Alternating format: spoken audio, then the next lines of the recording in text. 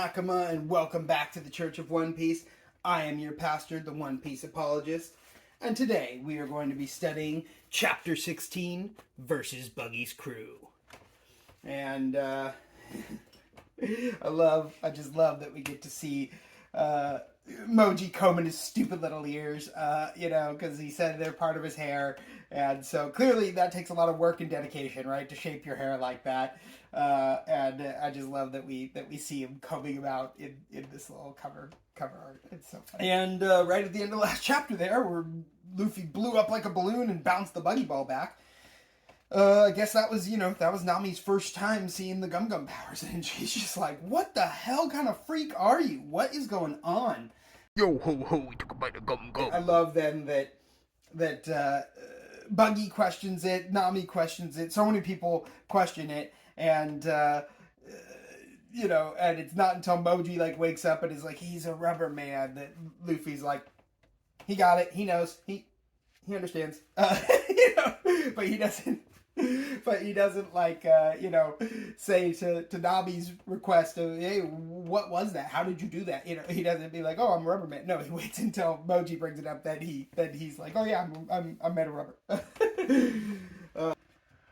But man, yeah, we've been talking about Buggy being ruthless, but this takes it to another level. I mean, he killed that one guy who was on his crew for he thought he said rubber nose, but he didn't. But still, he at least kind of had a reason for that. These guys didn't do anything wrong, and he just used them as human shields.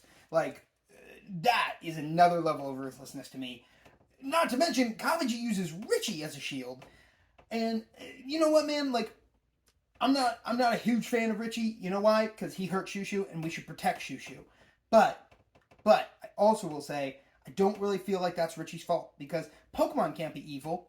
Only their trainers can be evil. Only bad. It takes a bad trainer to tell Pokemon to do bad things. Pokemon aren't inherently bad, and so in this case, same thing. Richie's like the Pokemon. He didn't inherently do something bad. All he wanted was some food, right? But then his trainer would be, a responsible trainer would say, no, you can't have that. That's not yours.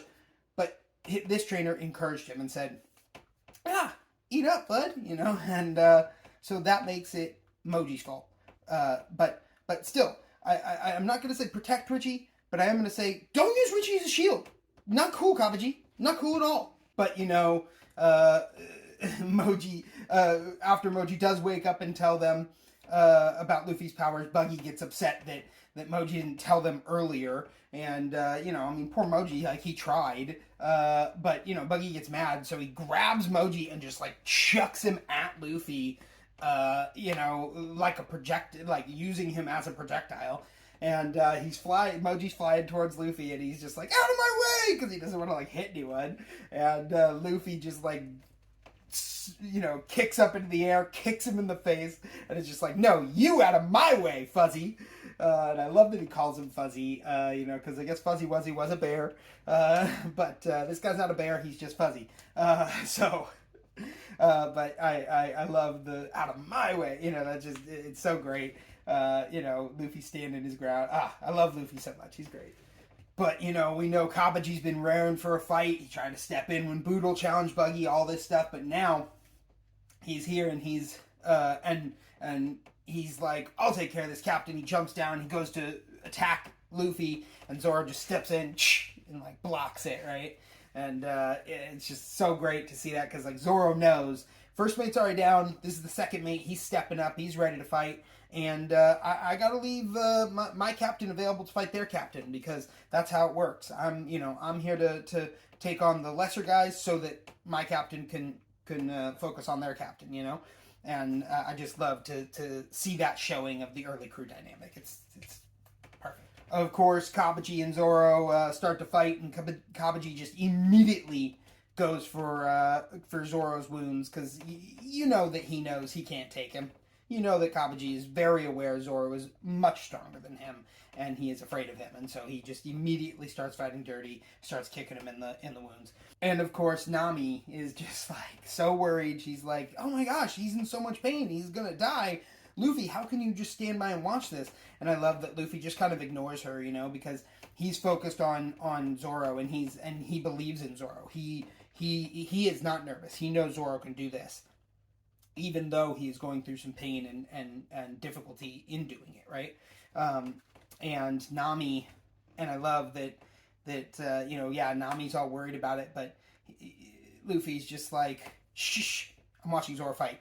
You know, and I love how intently he is focused on that, you know. But of course, Zoro then responds to the kicking of the wound by being like, "Have you had fun kicking my wound?" You know, and just like cuts himself open more.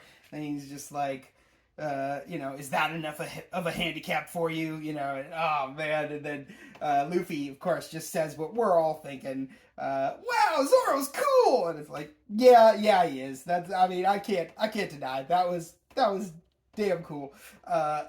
Some real badass shit for sure. So, I love when characters in the story are feeling what we as an audience are all clearly feeling as well. You know, it's a lot of fun. Well, I think that'll do it for chapter 16. We'll have to tune in next time to read chapter 17 and find out, can Zoro actually take on Kabaji even with this grievous wound? We'll see. So that'll wrap up chapter 16 versus Buggy's crew. And until next time, One Piece be with you.